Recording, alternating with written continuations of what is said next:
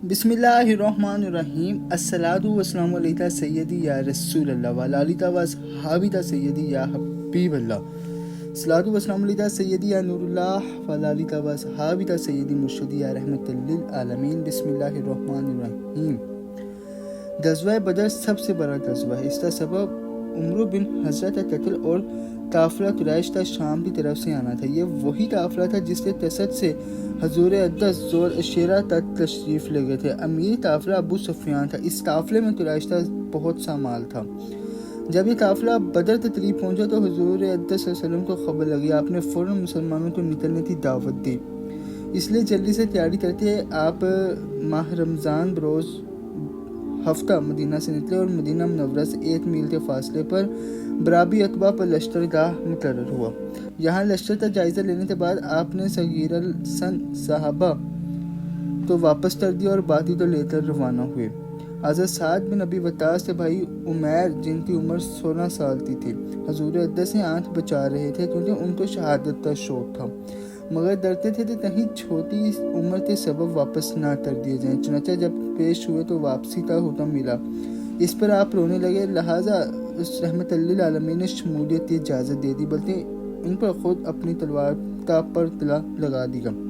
واضح رہے کہ مسلمان محض قافلہ قریش سے تعرض کے لیے نکلے تھے. ان کو علم نہ تھا کہ فوج قریش سے مقابلہ کرنا پڑے گا.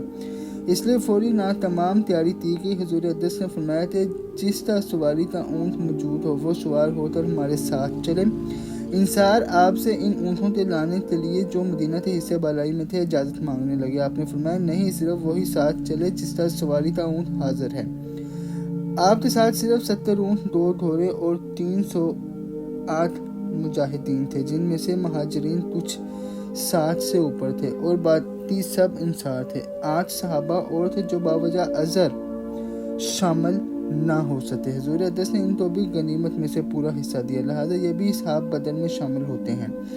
ان 8 میں سے 3 تو مہاجرین تھے، یعنی حضرت عثمان بن عفان جو اپنی اہلیہ حضرت رقیہ بنت رسول اللہ کی تیمارداری کے لیے حضور ہی کے ارشاد سے مدینہ منورہ میں رہ گئے تھے، اور حضرت طلحہ بن عبید اللہ اور سعید بن زید جن کو حضور نے روانگی سے 10 روز پیشتر قافلہ قریش کی خبر لانے کے لیے بھیج دیا تھا، اور وہ بھی آپ کی روانگی کے بعد مدینہ میں واپس آئے تھے. اور 5 انصار تھے، یعنی ابو لبابہ بن ابو المنذ رجن کو حضور نے اپنی غیبت میں مدینہ کا حاکم مقرر کیا. عاصم بن عدا الجلانی جو روحا سے ضرب شدید کے سبب واپس کر دیے گئے اور مدینہ منورہ کی بالائی آبادی کے حاکم بنائے گئے.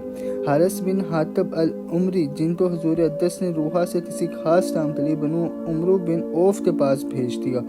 حارث بن الصمد جو روحا میں ٹانگ پر ضرب شدید آنے کے سبب واپس کر دیے گئے، اور خوات بن جبیر جو اثنائے راہ میں ساتھ پر پتھر لگنے کے سبب مقام صفرا سے واپس کر دیے گئے. سواری کے لیے 3 مہاجرین تو 1 اونٹ ملا ہوا تھا. چنانچہ حضور اقدس اور حضرت علی اور حضرت مرثد غنوی 1 اونٹ پر، اور حضرت ابو بکر و حضرت عمر و حضرت عبد الرحمن بن عوف رضی اللہ عنہم دوسرے پر باری باری سوار ہوتے تھے.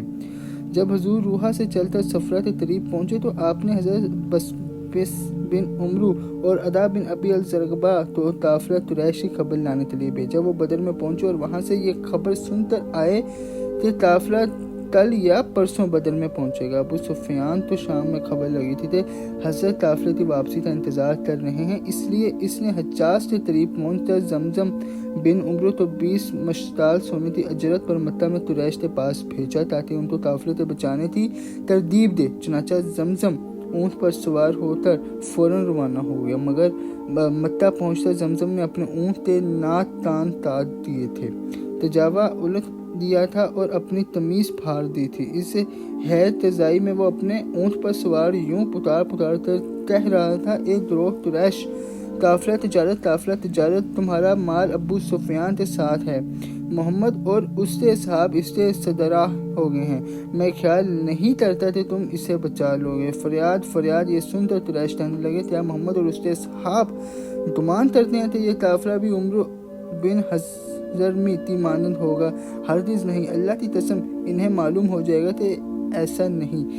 غرض قریش جلدی نکلے اور ان کے اشراف میں سے سوائے ابو لہب تھے کوئی پیچھے نہ رہا، اور اس نے بھی اپنے اوز ابو جہل کے بھائی آس بن حشام تو بھیجا، اور 4000 درہم جو بطور سود اس سے لینے تھے اس سلے میں اس کو معاف کر دیا۔ امیہ بن خلف نے بھی پیچھے رہ جانے کا ارادہ کیا تھا، چنانچہ اس نے حضرت سعد بن معاذ سے ہجرت کے بعد مکہ مشرفہ میں سنا تھا کہ وہ حضور اقدس اور آپ کے صحابہ کے ہاتھ سے قتل ہوگا۔ مگر ابو جہل نے کہا تو اہل وادی مکہ کا سردار ہے، اگر تو پیچھے رہ گیا دوسرے بھی دیکھا دیکھی تیرے ساتھ رہ جائیں گے۔ غرض پس وہ پیش کے بعد ابو جہل کے اسرار پرواہ بھی ساتھ ہو لیا۔ قریش جب بڑے ساز و سامان سے اس طرح چلنے کو تیار ہو گئے تو انہیں بنو کنانہ کی طرف سے اندیشہ پیدا ہوا، کیونکہ بدر سے پہلے قریش و کنانہ میں لڑائی جاری تھی، اس لیے قریش خائف تھے کہ مبادلتینہ ثابت کے سبب ہمارے پیچھے ہم کو کوئی ضرر پہنچائیں۔ اس وقت ابلیس بصورت سراتا بن مالک ظاہر ہوا جو کنانہ کا سردار تھا، اور کہنے لگا میں سامن ہوں، تمہارے پیچھے بنو کنانہ سے تمہیں کوئی ضرر نہ پہنچے گا، میں تمہارے ساتھ ہوں۔ اس طرح ابلیس لعین بصورت سراتا لشکر قریش کے ساتھ تھا، علاوہ زین اہل مکہ کے ساتھ گانے والی عورتیں اور آلات ملاحی تھی۔ رسد کا انتظام یہ تھا کہ امرائے قریش عباس، عتبہ بن ربیعہ، حارث بن عمر، نضر بن حارث، ابو جہل، امیہ وغیرہ باری باری ہر روز 10 اونٹ ذبح کرتے اور لوگوں کو کھلاتے تھے۔ عتبہ بن ربیعہ جو قریش کا سب سے معزز رئیس تھا، فوج کا سپہ سالار تھا۔ جب ابو سفیان مدینہ کے نواح میں پہنچا اور قریش کی قمت اس کی مدد تو نہ پہنچی تو وہ نہایت خوف زدہ ہوا کہ کہیں مسلمان تمین دام میں نہ ہوں۔ اسی حال میں وہ بدر میں جا پہنچا۔ وہاں اس نے مجدی بن عمرو سے پوچھا کیا تو نے محمد کے جاسوسوں میں سے کسی کو دیکھا ہے؟ مجدی بولا اللہ کی قسم میں نے کسی اجنبی شخص کو نہیں دیکھا، ہاں اس مقام پر 2 سوار آئے تھے، یہ کہہ کر ادا و بس تمناخ کی طرف اشارہ کیا۔ ابو سفیان نے ان کے اونٹوں کی منجنیوں کو لے کر توڑا تو کیا دیکھتا ہے کہ ان میں کھجور کی گٹھلیاں ہیں، کہنے لگا ان اونٹوں نے یثرب کی کھجوریں کھائی ہیں، وہ تو محمد کے جاسوس تھے، لہٰذا اس نے اپنے قافلے کو اونٹوں کے منہ پھیر دیا اور بدر کو بائیں ہاتھ چھوڑ کر ساحل سمندر کے ساتھ ساتھ مکہ کو روانہ ہوا۔ جب وہ قافلے کو محلے خطرے سے بچا لے گیا تو اس نے قیس بن عمرو التیس کے ہاتھ قریش کو خلاف بھیجا، میں نے قافلے کو بچا لیا ہے لہٰذا تم واپس چلے جاؤ۔ یہ قصد اجفا میں قریش سے ملا اور انہیں ابو سفیان کا پیغام پہنچا۔ قریش نے واپس ہونے کا ارادہ کیا، مگر ابو جہل بولا کہ ہم بدر سے ورے واپس نہ ہوں گے، ہم وہاں 3 دن ٹھہریں گے، اونٹ ذبح کریں گے اور کھائیں گے کھلائیں گے، شراب پئیں گے اور رات سنیں گے۔ اس طرح قبائل عرب کے اطراف میں ہماری عظمت و شوکت کا آوازہ پھیل جائے گا اور وہ ہمیشہ ہم سے ڈرتے رہیں گے۔ بس ابو جہل کی رائے پر عمل کیا گیا۔ حجفہ ہی میں اخنس بن شریک الثقفی نے اپنے حلیف بنو زہرہ کو جو 100 اور بطول بعض 300 مرد تھے مشورہ دیتے واپس چلے جائے، چنانچہ وہ واپس چلے گئے۔ اس طرح بنو عدا بن کعب جو قریش کے ساتھ آئے تھے صفیہ لفت سے واپس چلے گئے، اور واپسی میں ابو سفیان ان سے ملا اور کہنے لگا اے بنو عدا تم کیوں لوٹ آئے؟ وہ بولے تھے تم نے ہی تو قریش کو لوٹ جانے کا پیغام بھیجا تھا۔ غرض بنو زہرہ اور بنو عدا کے سوا تمام قریش کے قبائلی لڑائی میں شامل تھے۔ مقام صفرہ کے نزدیک وادی زعفران میں حضور اقدس کی خدمت میں حضرت جبرائیل 2 جماعتوں میں سے ایک کا وعدہ لائے۔ بس آپ نے صحابہ کرام سے مشورہ کیا اور پوچھا کہ تم کیا چاہتے ہو؟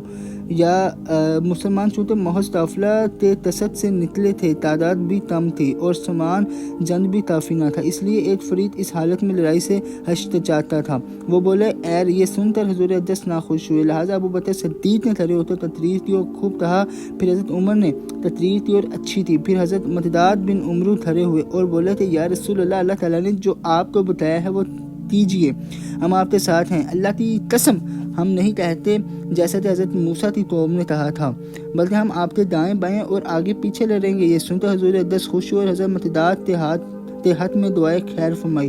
پھر آپ نے انصار کی طرف اشارہ کرتے فرمایا کہ مجھے مشورہ دو۔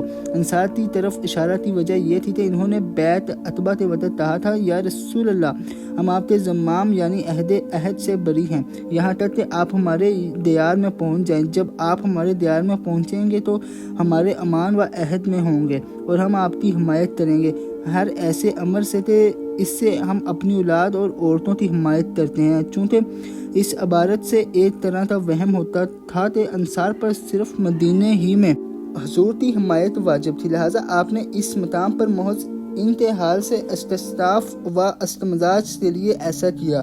انسان نے جب حضور کا ارشاد سنا تو حضرت سعد بن معاذ نے جو اکابر انصار میں سے تھے یوں جواب دیا، ہم آپ پر ایمان لائے ہیں اور شاہد ہیں اس امر پر تھے جو کچھ آپ لائے ہیں وہی حق ہے، اور اس تصدیق پر ہم نے آپ کو اپنی اطاعت عہد و موثق دیے ہوئے ہیں۔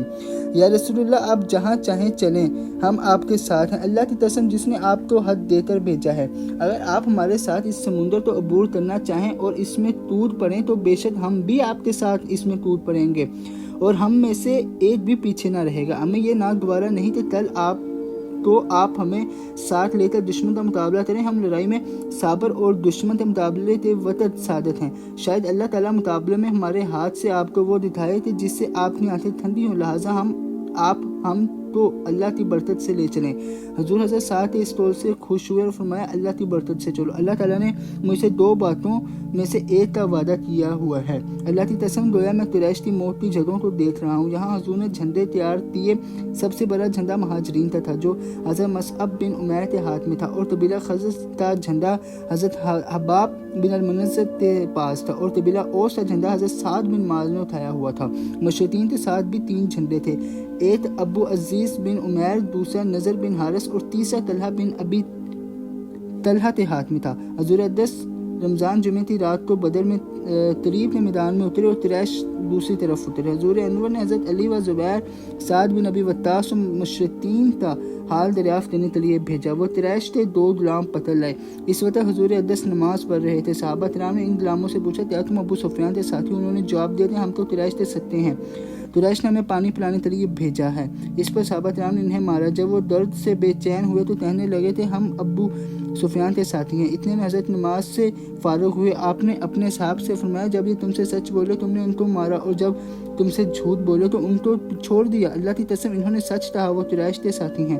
پھر حضور اقدس نے ان غلاموں سے قریش کا حال دریافت کیا۔ انہوں نے جواب دیا، اللہ کی قسم یہ تو درے جو نظر آ رہا ہے اس کے پیچھے آپ نے دریافت فرمایا تو قریش تعداد میں کتنے ہیں؟ وہ بولے تھے، ہمیں معلوم نہیں۔ پھر آپ نے پوچھا تو وہ روزانہ کتنے اونٹ ذبح کرتے ہیں؟ انہوں نے جواب دیا کہ ایک دن 10 اور ایک دن 9۔ آپ نے فرمایا کہ وہ 1000 اور 900 کے درمیان ہیں۔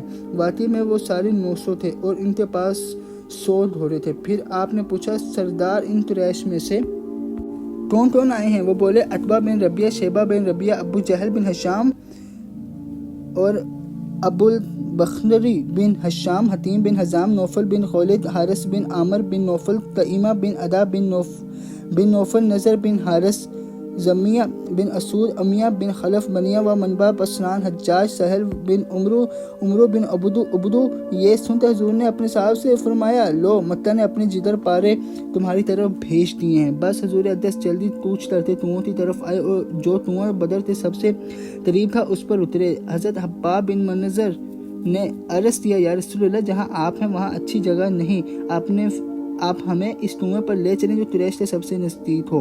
میں بدر سے اور اس کے کنووں سے واقف ہوں۔ وہاں ایک میٹھے پانی کا کنواں ہے جس کا پانی ختم نہیں ہوتا۔ ہم اس پر ایک حوض بنا لیں گے، اس میں سے پئیں گے اور جنگ کریں گے اور باقی کنووں کو بند کر دیں گے تاکہ کفار کو پانی نہ ملے۔ حضرت جبرائیل علیہ السلام حضور اقدس کی خدمت میں حاضر ہوئے اور عرض کیا کہ حباب کی رائے درست ہے۔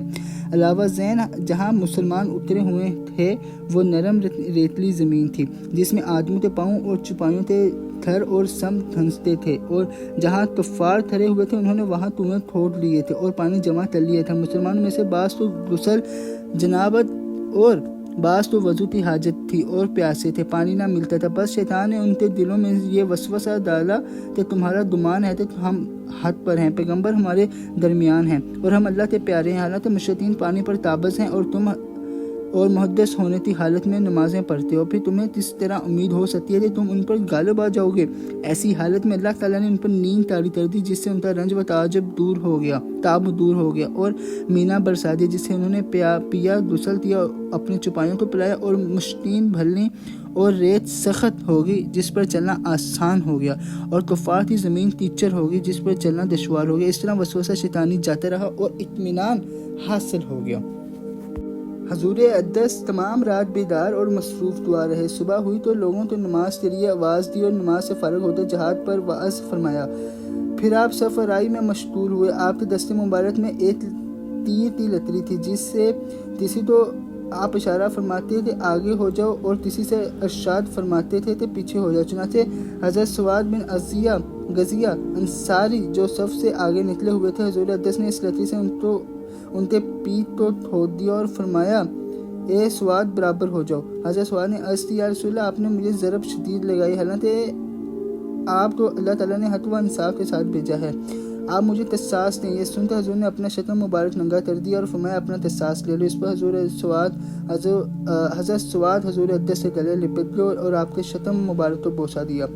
حضور نے پوچھا اے سواد تو نے ایسا کیوں کیا؟ حضرت سواد نے عرض کی یا رسول اللہ موت حاضر ہے، میں نے چاہا کہ آخر عمر میں میرا بدن آپ کے بدن اطہر سے مسن تر جائے۔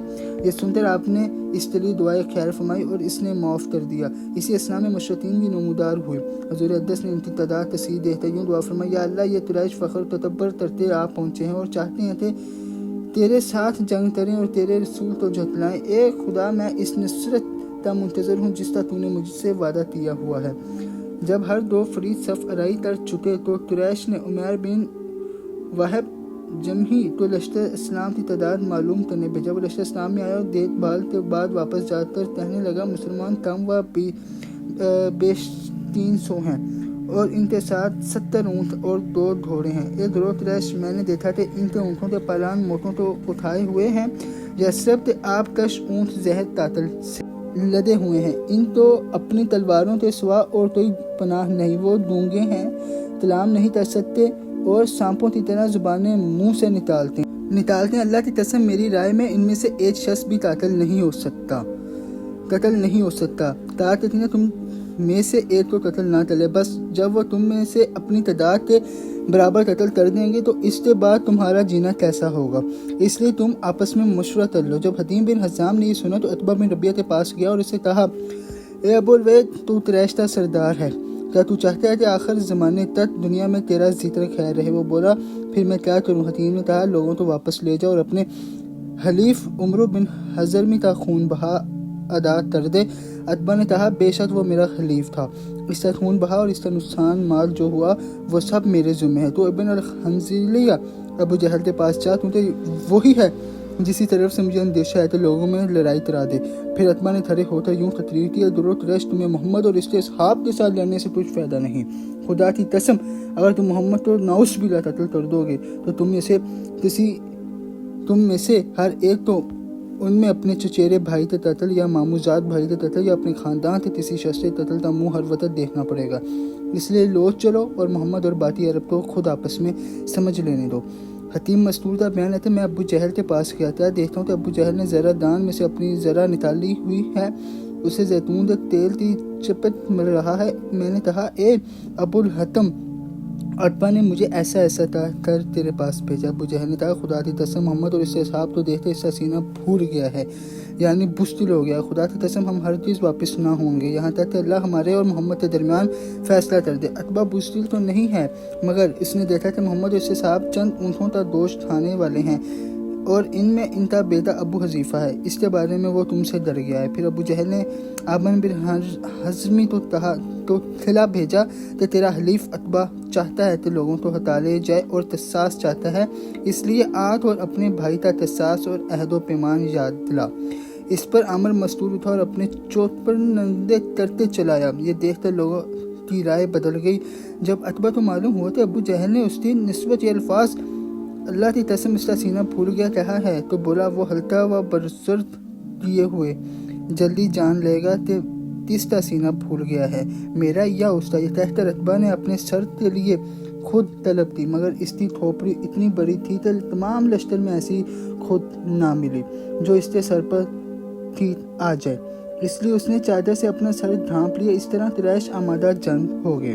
اور پھر جب اللہ تعالیٰ نے مسلمانوں کو فتح دے دی اور حضور صلی اللہ علیہ وسلم نے جنگ سے فارغ ہوتا حضرت زید بن حارث سے اس فتح کی خوشخبری دینے کے لیے مدینہ میں بھیجا اور اسی غرض کے لیے حضرت عبداللہ بن رواح کو اہل عالیہ مدینہ کی بلائی آبادی کی طرف بھیجا۔ جب حضرت زید مدینہ پہنچے تو بطیہ میں حضرت رطیہ بنت رسول اللہ کو دفن کر رہے تھے۔ اس جنگ میں مسلمانوں میں سے صرف 14 شہید ہوئے جن کے اسماء مبارک یہ ہیں حضرت عبیدہ بن حارث بن مطلب بن اب مناف، حضرت عمیر بن ابی وقاص، حضرت ذوالشملین عمیر بن اب عمرو بن نسلہ حضرت عاطل بن ابی بکر حضرت مجمع مولا عمر بن خطاب حضرت مہجہ مولا عمر بن الخطاب حضرت صفوان بن بیضہ یہ 6 مہاجرین میں سے ہے۔